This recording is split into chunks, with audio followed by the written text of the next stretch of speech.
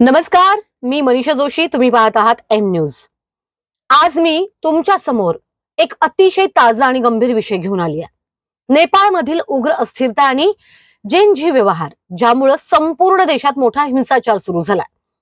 4 September 2025 रोजी नेपाळ सरकारनं social मीडियाचं कडक नियंत्रण करण्यासाठी फेसबुक, एक्स, युट्यूब आणि अशा तब्बल 26 प्लॅटफॉर्म्सवर बंदी आणली. कारण त्या कंपन्यांनी सरकारचे निर्बंध आणि अटी मान्य केल्या नव्हत्या. सरकारनं या बंदीला असंयमित माहिती प्रतिबंधित करण्यासाठी असं कारण दिलं, पण सोशल मीडियाचा वापर प्रभाव यावर याचा विपरीत परिणाम झाला.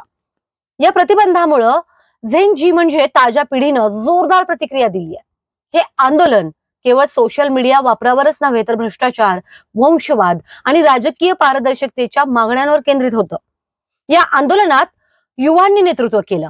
त्यात नेपो किड ट्रेंड सोशल मीडियावर चांगलाच व्हायरल झाला, ज्यामध्ये राज्यकर्त्यांची मुलं कशी कोणताही कामधंदा न करता कसे ऐशोआरामात जगतात हे उघड केलं. आंदोलन हिंसक झालं. सुरक्षा दलांनी गोळीबार केला, रबर बुलेट्स आणि टियर गॅस वापरला. त्यामध्ये अंदाजे 19 लोक ठार झाली, 300 पेक्षा जास्त जखमी झाली. अतिशय धक्कादायक म्हणजे माजी पंतप्रधान खनाल यांच्या घराला आग लावण्यात आल्यामुळं त्यांच्या पत्नी जिवंत जळाल्या. त्यांच्यावर वैद्यकीय उपचार करण्यात आले, पण त्यांना वाचवता आलं नाही. 9 सप्टेंबर 2025 ला पंतप्रधान के.पी. शर्मा यांनी आपल्या पदाचा राजीनामा दिला. सरकारनं विवादित सोशल मीडिया प्रतिबंध काढून टाकला. फेसबुक, व्हॉट्सअप, इंस्टाग्राम, युट्यूब आणि इतर सगळे प्लॅटफॉर्म्स पुन्हा उपलब्ध झाले. तसेच पीडितांच्या कुटुंबांना नुकसान भरपाई, जखमींना मोफत उपचार सुरू करण्यात आले आणि घटनांची सखोल चौकशी करून अहवाल देखील सादर करण्याचे आदेशही सरकारनं दिले.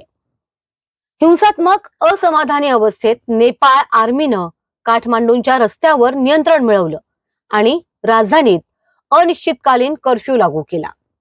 त्रिभुवन इंटरनॅशनल एअरपोर्ट बंद करण्यात आलं. त्याचबरोबर पॅरालमेंटची तात्पुरतं विसर्जन करण्यात आलं. एवढंच नाही तर अजून बरेच मुद्दे यामध्ये मांडण्यात आले. संविधानात तरतूद, पुनर्लेखन, त्याचबरोबर नव्या निवडणुकांच्या वादात आहोत, हे सगळं झालं. आणि 5 महत्वाच्या क्षेत्रांचा म्हणजेच शिक्षण, आरोग्य, न्याय व्यवस्था, सुरक्षा, संचार, पुनर्रचना, नेपाळमधील हे सध्याचं आंदोलन जेन झी क्रांती ठरली. ही फक्त सोशल मीडिया वापराचीच नव्हे तर राजकीय पारदर्शकता, आर्थिक संधी आणि भ्रष्टाचार वादाच्या विरुद्ध युवा पिढीची जागरूक उद्रेक आहे. राजकीय नेतृत्व बदलल्यावरही पश्चात विचारशील बदल आणि त्याचबरोबर संरचनात्मक सुधारणा ही आंदोलनाची खरी दिशा आहे. आपणास हा व्हिडिओ कसा वाटला नक्की सांगा. आवडला तर कमेंट, लाईक, सबस्क्राईब करायला विसरू नका. पाहत रहा एम न्यूज.